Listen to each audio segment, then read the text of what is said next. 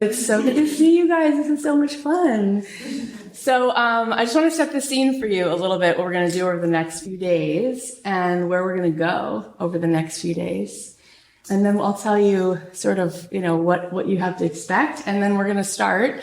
So the whole deal, right? The whole deal with why we're here is we want to remember how this reality really works. And my hope for you guys, my intention for you is that you will leave here and you'll remember and you'll be back on track and you'll reset and you'll feel euphoria, because that's really how we're supposed to feel. It's really how life's supposed to be. And part of it is that we have literally emotional addictions. We have emotional addictions, and we all have them. Me too. You too? Me too. We have these emotional addictions, and we walk around in a trance, and we're missing this amazing thing called our life. We're missing out on it. And also, we live in a vibrational reality. We live in an electromagnetic universe. And that's all proven. That's like science. That's more real than anything. Okay? And thoughts are electric. They light up. They create electricity. And feelings are magnets. They pull. You can feel when someone's down and you feel pulled down. You can feel when someone's up and you feel pulled up. So you are literally an electric magnetic system. But most of the time, you're not using it. You're not using it the way you want to use it. You're actually using it in the way you don't want to use it. And so this is about being held in the energy, being held in a clean container. So you come out like you just been through the most incredible car wash, and you can see and you can feel, more importantly, your future now. You can live it now. And so we're going to practice that this over the next few days. And we're going to teach our body what it feels like to live in the life that we really want to be living in. And in that way, we will be electrically and magnetically aligning with this thing called this awesome field that's all around us that we're just not taking advantage of most of the time. So when we're held in that resonance, we tune to it, right? We're all instruments. And so if I can hold a certain note, you're going to feel that note. And so if we can do this together live for the next 2.5, 3 days, wow, then you can learn how to sustain that and keep coming back to it and keep memorizing it. And it will feel so good. So I'm going to invite you to do something right now, which is to energetically zip off your ego. And just picture yourself zipping it off and leaving it in front of that door. And I promise you, it'll be there for you when you leave if you want.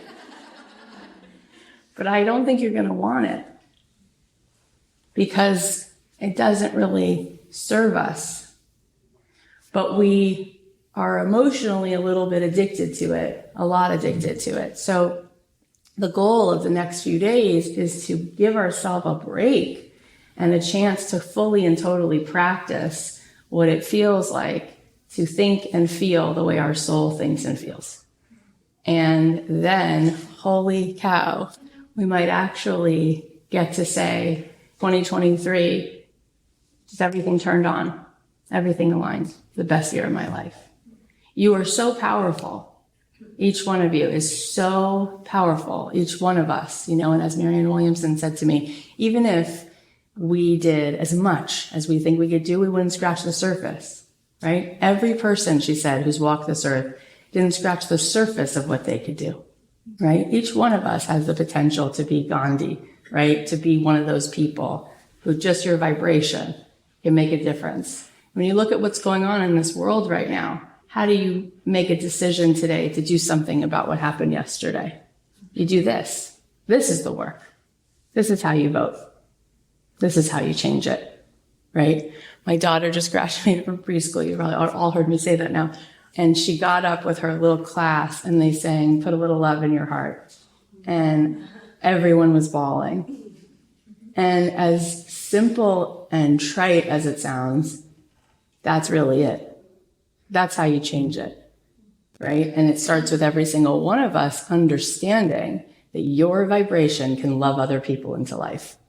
That when you are coherent, that when you are in a state of alignment, when your electronic thoughts and your magnetic feelings are all radiating the true and total expansion of what it means to be a force called a human being, everywhere you go, you're going to light people up. You're going to love them. Your loving vibration loves them into life. That's how that happens. And that's why we have to do this. So every time you find yourself caught in shame and doubt and all that, that's not okay. Because we live in a web. We're not separate, right? We look like we're separate. We're definitely not separate. We're just pools of consciousness in the exact same ocean. We can't afford it, right? So I'm so impressed and I'm so proud and I'm so touched that you are sitting here today. Because getting here is not an easy thing. It's not. For lots of reasons. There's the logistical reasons. I have 3 kids. I know what it's like to get away. I have tons of guilt that comes up. Oh, I'm going to Dispenza for 6 days. I can't go. Here's all right. But I forced myself to go because I know how much I need to go. But it's amazing that you're here, not just because of the logistics, but because of what you have to face and your resistance to get here. Because your ego says, why would you want to go there? You have a million good excuses not to go there. And you're here. And it's a little bit scary, like, oh, what am I going to bump up against? And so you might have something called inspiration over the next few days. Inspiration is the most electromagnetic thing on the planet. And when you're in a state of inspiration, that is called energy moving at such an elevated state. It moves faster than the speed of light. So we know that because when we're in that high of a vibration, we move right into creation immediately. And creation happens when the energy is so fast. It's faster than anything we can see. And so when somebody is in an inspired state and we try to read the EKG or we try to look at brainwaves, they move so fast that we can't even measure it. So that's what's amazing. You think about God creating this world and how quickly that energy had to move to make the sun, to make the earth, to make all of us. Whatever that energy, you can call it God, you know, the universe, but something happened and the energy had to move so fast. So when you're inspired, that's so amazing. But think about what has to happen for you to get inspired, right? If you're playing notes on a piano and you're down here in shame and doubt and guilt and all this stuff, you got to move all the way up to these notes, right? To the point where the notes are notes you haven't even heard. They're off the piano, right? When I interviewed Eben Alexander, he's a neuroscientist from Harvard who had a near-death experience and was gone for like 11 days. He said there was music on the next, plane, and he couldn't even find the notes on the piano, but it was like these sweeping orbs with the sound, right? And we know that that actually moves us into a different elevated state, but we have to be on an elevated plane vibrationally. And so really our only job every single second is to see how are we managing our vibration? Can we go a couple notches higher on the vibration scale? Right? And then you're going to touch this thing called inspiration. You go, what was that? Something out of nothing. Something out of nothing. An idea, a thought, a spark, a vision. That's it. Right? My friend Amy Purdy just went to a small gathering like this, but she was invited privately to this gathering. It was her and Justin Timberlake and George Lucas and all. She's like, Cathy, you don't understand. And she's like, and now I'm trying to get back to reality. And I said, no, that's reality. That's reality. The thing called limitation, that's man-made. That's not reality. There's no such thing in God's world. It's just completely and totally expansive.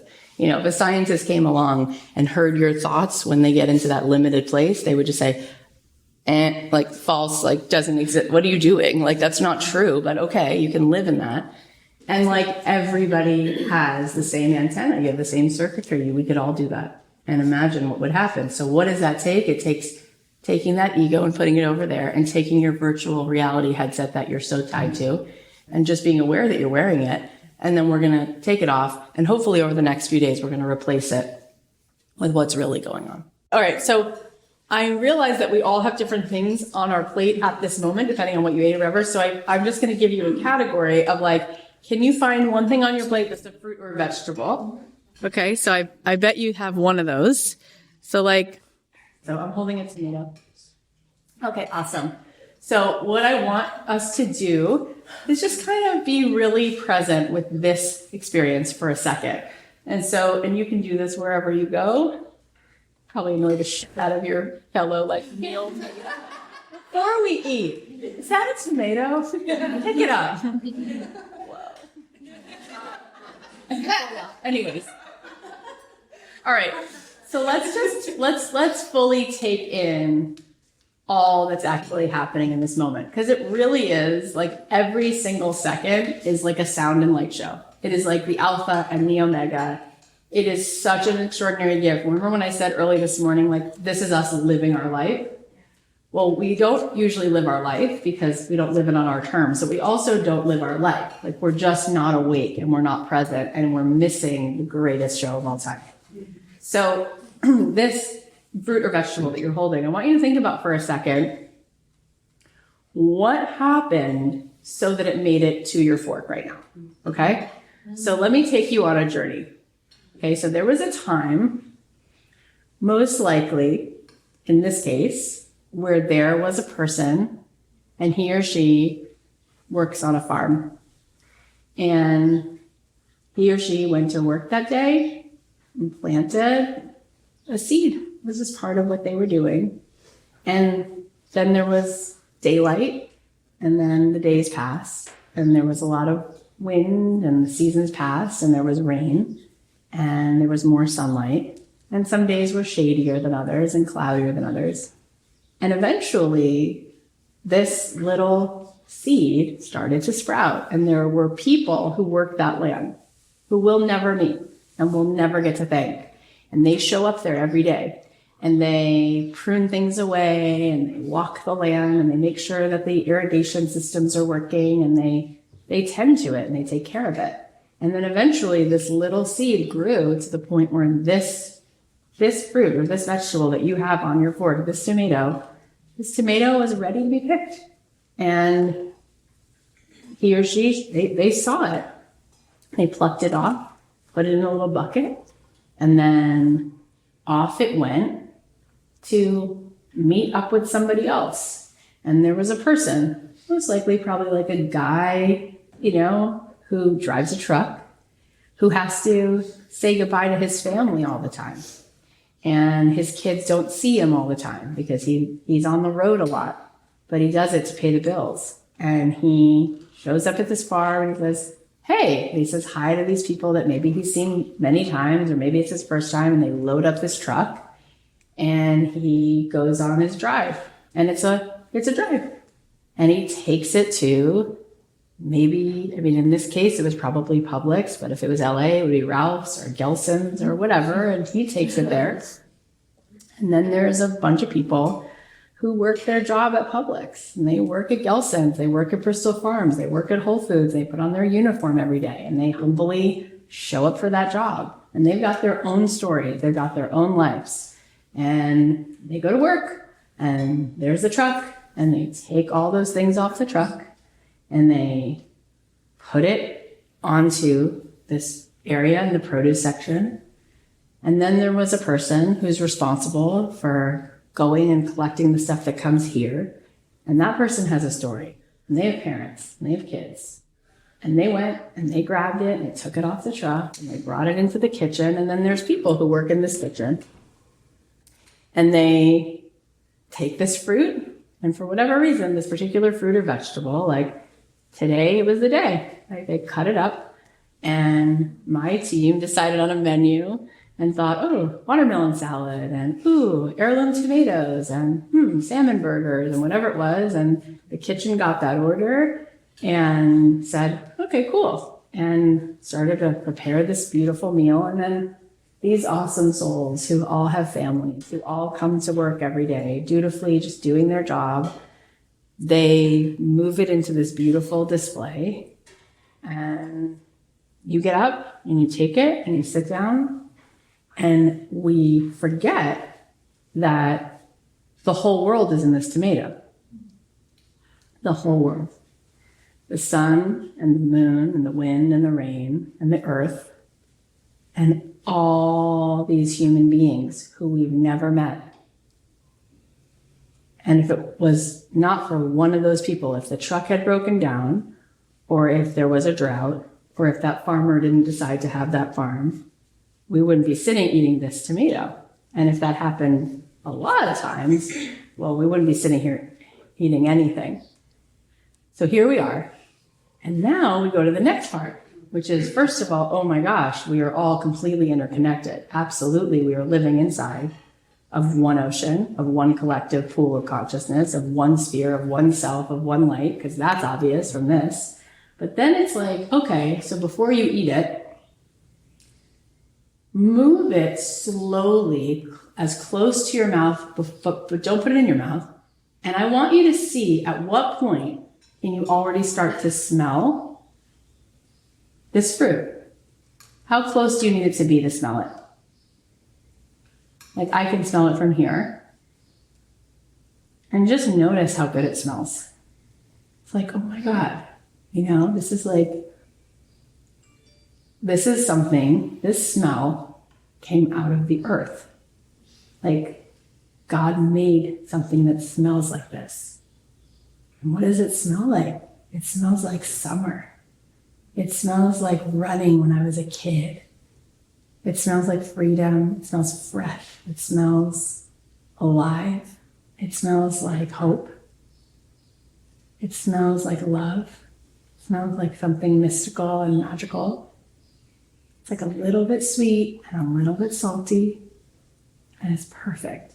And I didn't have to do anything. And it's so perfect. And now, still don't eat it. I want you to bring it even closer to your mouth.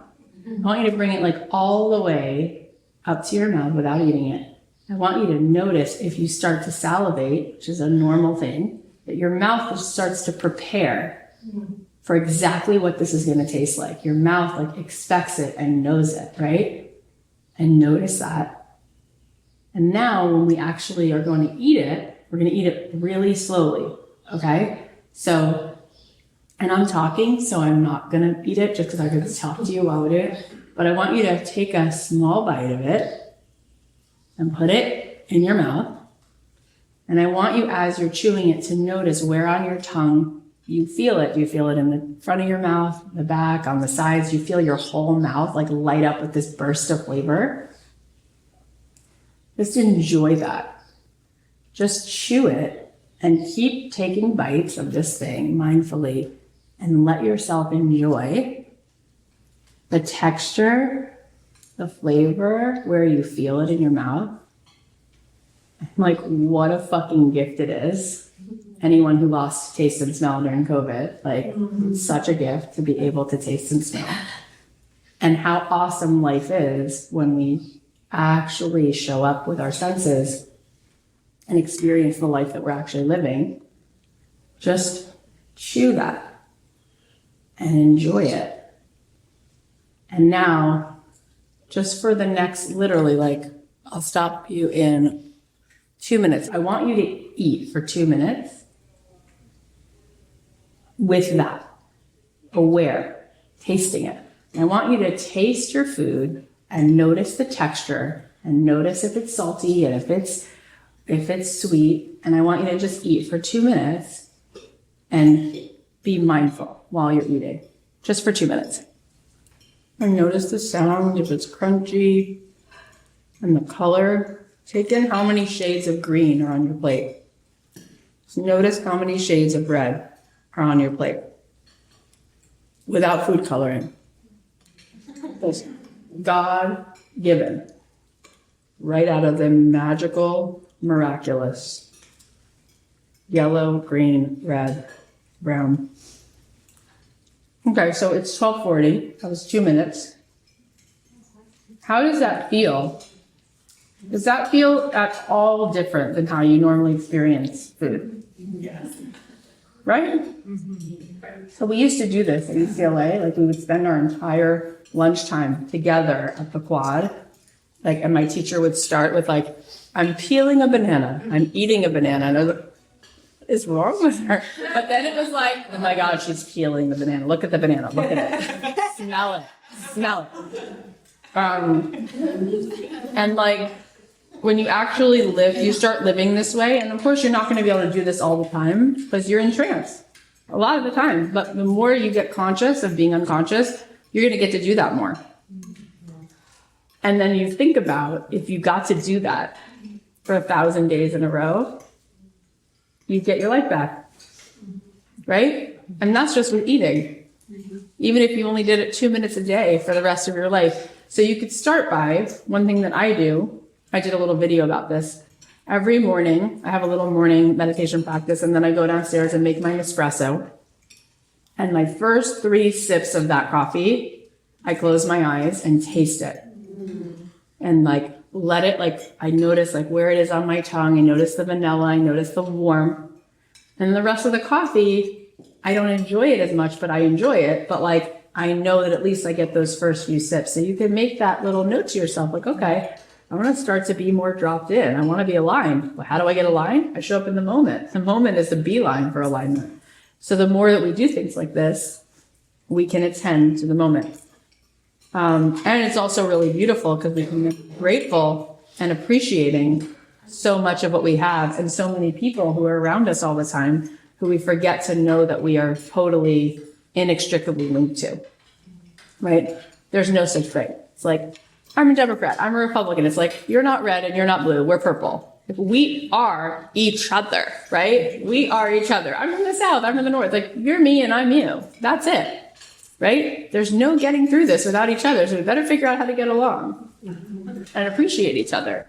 I want you guys to do something while you're not talking, which is really fun. It's part of our next activity. You're gonna find a collection of 18 images on your phone, and you don't have to make a photo folder. Holly's like, yeah, of course. But you guys want to make a folder in your iPhoto or whatever you use and create it doesn't even have to be a slideshow, because when we do what we're going to do with it, you can literally just flip through it. But do you know how to make a folder of photos? Yeah? So I want you to make a new album in your iPhoto or whatever. I want you to find photos in your phone. So you can find them online, find them in your own archives of your own photos. But I want you to get a collection of about 18 photos. If you get 15, that's fine. If you get 20, that's fine. And I want you to basically create a little slideshow, which is kind of like we're making a very quick vision board of things that reflect what we want to see manifested in our life. So if you want, I was going to give you categories, which are like locations, right? So beautiful images of places that make you feel expansive, places you would love to be seated over the next little while in your future vortex, like locations, things you might want to be eating, kind of activities you might want to be doing that can involve both work activities, but also just life activities. You're basically just collecting a bunch of images in this place after being in this kind of alignment for the last day and a half that would reflect what you see, right? What you see for yourself. Okay, guys, here's what we're going to do now. Was that fun, by the way, to make a slideshow? Yeah. It's so fun. And, we talk about mental rehearsal and we don't do it, but we actually do it more than we think for the things that we don't want. You are constantly mentally rehearsing what you don't want, and then you just keep walking right into it. So you're like, oh my God, my mom's going to come over and I know how it's going to go, and it goes that way, or, oh my God, things don't work out, or it's too hard, or I just can't figure out how to monetize it, so you don't, whatever it is. And we don't spend enough time mentally rehearsing, how awesome it feels, because it already exists. It's already done. This universe is so fertile. And when Mike Dooley and I were talking, how many of you know Mike Dooley? He's so great. He created something called Notes from the Universe. And he was saying, he's like, Kath, the thing is, it's not a net neutral universe. It's actually so net positive that whenever you take the right step in alignment, the universe meets you with 1,000 more steps, right? It pushes you even further because it's so in our favor.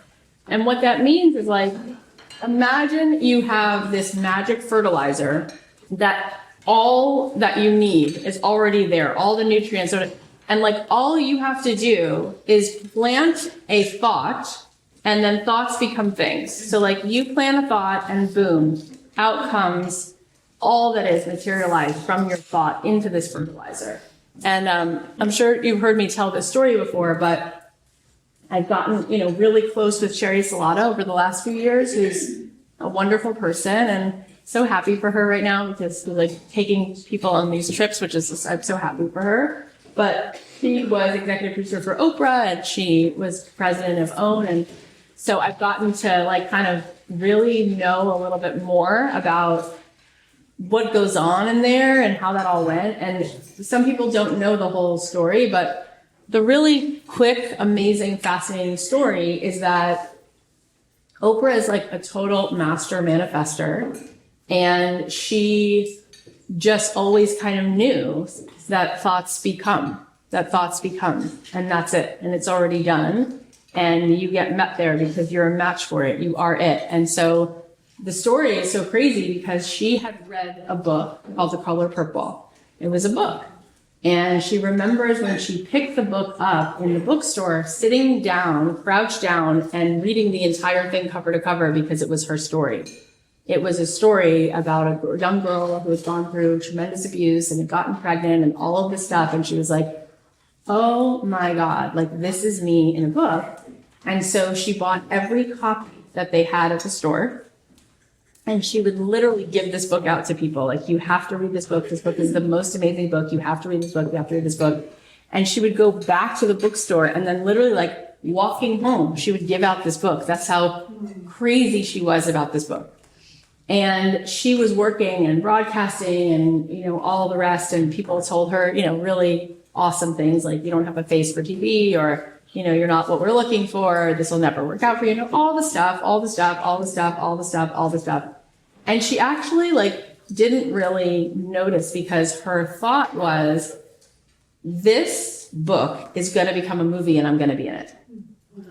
And she was like, I am going to be in this movie called The Color Purple. I just know it because I have a visceral reaction to this book. And she was, auditioning for certain things as a journalist and whatever was going on, and it wasn't exactly happening. And she got a call from her agent that there was a movie being shot, and it's called da-da-da-da. And Oprah says to her, are you sure it's not called The Color Purple? Like, this is how clearly she's manifesting. And the woman goes, no, it's not called The Color Purple. I don't know what you're talking about. It's called such and such. And, they're looking for people who kind of fit your type. And I think, you should read for it. And she was not famous. She was not anybody at that time. And she gets to the audition and she gets handed the script, which is her little sides, like 3 pages of what she's going to read. And she opens it up, and the first line that she's supposed to read, it says one word with an exclamation point. Harpo. That's what it says, an exclamation point. And she's like, that's crazy. That's my name. That's Oprah. Like, it's me. Because Harpo eventually, becomes the character who plays her husband. And as she reads like one more sentence, she's like, this is the color purple. This is the color purple. And they're handing me my part. Like, literally, I'm walking in and saying, Oprah, like, this is you. This is your. So she goes in, she reads for the part. She'd never done anything like that. And she was obsessing over it. She's like, I have to get this part. Like, this is my part. Like, I knew this would happen. I said it out loud. I talked this into the world. Thoughts become things. This is happening. Like, this is going to happen. And so she was calling her agent. Her agent's like, they haven't said anything. And you should just know, very famous women have auditioned for this part. Like Alfie Woodard and every gorgeous, talented Black actress in America has auditioned for this role. So just keep all that in mind. And she was just like, yeah, but this is my part. Thoughts become things. I just know it. I just know it. And then she just couldn't help herself. So she called Steven Spielberg's office. And she hadn't met him, but she called the office, and they were like, you don't call here. Like, we'll call you, da, da, da, da. And she was like, really? Like, nothing? Yeah, really? And the woman was like, no, like, I haven't heard a word about it. I know they auditioned such and such and such and such. And she was like, oh my God, I'm so stupid. Like, I can't believe that I thought this. Like, all these Oscar award winners are like, auditioning. And then she was like, maybe I'm just fat. Like, I'm too fat. Like, why did I think that I could get this part when I'm overweight? Just forget it. Like, I'm not getting this part, clearly. And she was so upset about it. She couldn't let it go, that she was like, I'm going to get out of Chicago. So she went to these are her words, like a fat farm. Like, I went to a fat farm and I decided, like, oh my God, Oprah, I can't believe you. You lose weight. You're disgusting. Like, and you can't get over it. You just can't get over it. And it's not happening. And da-da-da. So she goes to this place. She's like, I checked myself in. I'm going to lose the weight. Maybe then, eventually, if I lost weight, I'd be enough. And who was I thinking I was? And so she gets totally out of alignment. And she's running on this track. And as she's running, she realizes she's totally out of alignment. And she realizes, like, she's going to have to let this go. And so she starts to say to herself, like, whoever gets this part, it's okay with me. And then she's running and she's like, no, not whoever gets part okay with me. She's like, I want to picture myself congratulating Alfie Woodard. She's going to win the Oscar for this part. And I'm going to wish her, like, you are amazing. And she's like, and I walked off the track, dropped to my knees, and said to God, like, God bless Alfie Woodard. She is so extraordinary. And I acknowledge that she is the right person for this part. And it is the best thing that could have ever happened. And she's stunning and she's radiant and she's amazing. And so she said, I got to a place where I was like, so happy for her. Like, of course she should have this part. And I could be at peace now because she's supposed to play this part. And just then, this person runs out to the track and he's like, are you Oprah? And she's like, yeah. And he's like, there's a phone call for you. And she's like, okay. And she runs inside and she picks up the phone and it's Steven Spielberg. And he goes, is this Oprah Winfrey? And she's like, yeah. He goes, where are you? And she's like, I'm at a fat. He goes, what are you doing there? I have to call such and such. He goes, did you lose weight? Did you fucking lose a pound? And she goes, no, I don't. No, absolutely no. And he goes, you better not have lost any weight because if you lost 1 ounce, you're going to be in danger of losing this role. He goes, I need you in LA tomorrow morning. And she's like, absolutely. And she hangs up the phone, drives to Dairy Queen. She eats like 6 ice cream cones.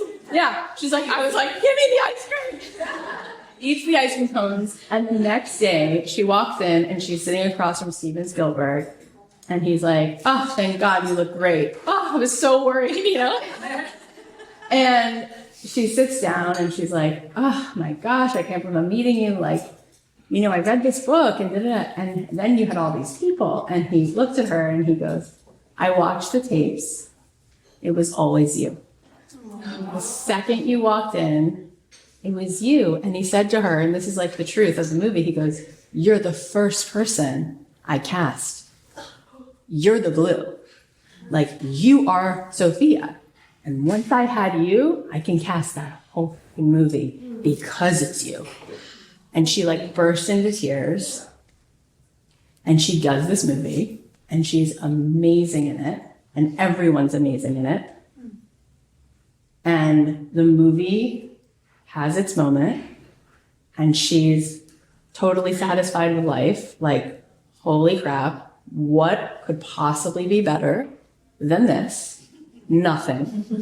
And then she gets a phone call. So we were thinking that it might be really cool if you had your own talk show. And we'd love to try it for a season and see how it goes. And she's like, my own show. Because I was in that movie, because I read a book in a bookstore and went crazy and gave it to 25 people who were strangers on a bridge. And you're going to give me a talk show. And it's my show. Yeah, we just want to see it for a season. see how it goes. Okay, I'll do that, right? And then becomes the single biggest thing that's ever happened in television history, because thoughts become things. So we were just talking before we broke for lunch, and she said, "What's so interesting is people say, like, how do I do that? But like, how do I do that?" And what did you say? I don't remember. You said, what did I say? You said, when people say, well, I don't know how to do that, you say they're just using that as an excuse to be out of alignment. Like, we don't want to get what really is the power that creates worlds. Yeah.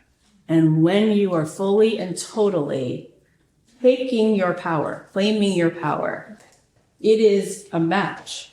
The universe responds to you. So she knew that.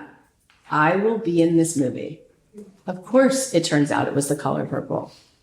And even when she was releasing it, right, that was her going back into wholeness. Like, okay, I'm okay. It doesn't make sense here. Like, I'm pretty sure I'm manifesting this, but all right, I'm going to find alignment again. Like, even if I have to, even if it kills me, I'm finding alignment, and then boom, it comes right back, because she is a match for it. She couldn't miss it, couldn't miss her, but she found that alignment, and that was the moment, of course, where she heard about it, because that's how it, you can't be disappointed and get what you want. You can't be in worry and get what you want. You have to be what you want. We don't get what we want. We get what we are. We are it, and boom, it comes, right? So this whole thing about mentally rehearsing it, you asked yesterday morning, how often do you meditate? And a lot of you were like, oh my God, I meditate every day. How many days, you said, I think you said how many consecutive days? Mm-hmm. How many consecutive days in the last month have you mentally rehearsed what you're creating? How many people have done it 10 times? How many people have done it 20 times? Think about that you're thinking thousands of thoughts a day. So all day long, it's like you have this magical canvas and this magical paintbrush, and you're just writing a script that you don't want to be in. You're writing a part for yourself that you don't want to play all day long, and you're mentally rehearsing it, and you're talking about it, and you're talking about why you can't have this other thing, but why you can have this, and how disappointing it is that you can't have that, right? When really you could take this thing called your electromagnetic life force and write this thing called the script of, this is the part, this is the play, this is the movie, this is everything, and it's called the movie of my life, right? So we're going to do that right now, and what you're going to do is you're going to enjoy this, and here's how we're going to do it. You're going to take this slideshow you just made, so I'm going to like pull up the album, and I want you to just let this movie wash over you. How does it feel? What are you doing? How good does that feel? How good does it feel? Who's there? What does it smell like? What does it feel like? Oh my God. Mentally rehearse it, right? Like Michael Jordan sitting his ass down. If he can sit his ass down, right, and give testimony that that was going to work for him and not dribble for an extra hour, then you could take a little note from that and go, that must work, right? I'm going to do that too. Jerry Seinfeld is going to meditate twice a day. All right. I think I'm going to also mentally rehearse this, right? Mentally rehearsing it. I want you to just see yourself there, but the idea is you're there, you're living it, you're enjoying it, you're vibing with it. And that's step one, okay? You can just enjoy this. You can just feel how when you guys like get into alignment, you're just so clear and you're not stuck. You're just ready to go. And actually, there's nowhere to go. You're done. You're there. And it's just coming toward you now. That's really how it works. It's amazing. We really are so convinced that it is so hard and it's so far away. And there's like, because it looks like things are separate, but you and I aren't separate. It's an optical illusion that we're separate, right? We're really, if you actually looked under a microscope, we're just swimming in a field. And if I go like this, it moves these molecules and you feel that difference and I feel that difference. And we're all swimming in a pool. It's one big pool. So if somebody heats it up, we all feel it. So we all need to do this for the collective. And so when we drop into what is real versus the illusion, we're like, oh yeah, I'm already in it. I'm already there. I don't have to think that there's like this space between us or this person's ego is ahead of me, right? So they're on a different plane. It's like, no, we're in the same plane. Same plane. So there's access and immediacy. It's now. It's going to happen now. When does it happen? Now. How does it happen? It happens by being right in the now. DNA is information, right? It's really fascinating. Like DNA looks like a film strip, but it's a code. And it's a piece of software, basically, that tells your body colors and shapes and sizes and whatever. And it's like, it's information. And it's information that it's spinning in energy. It's energetic information. So frequency carries information. Energy carries information, right? So if I want to send you a message, I need Wi-Fi or cell reception, or I used to need like Morse code, right? But I need some frequency to get information across. But the idea is that, we really need to get this. So like basically your energy in every moment is information. So you are with your energy, you're basically putting a certain imprint, you're broadcasting a certain, let's call that like your own code of DNA of what you're creating. And so your energy gets put into this field and it is a code and it is like a key. So certain moments, whatever your energy is, it will unlock a certain door. It is the thread to the needle, right? And other times your energy is just nowhere close to the code you really want to be writing. And so how quickly can you wind up getting the call from Steven Spielberg? Like now, right where you are, from the place of, I'm fully in this. I am this. I'm a match for this.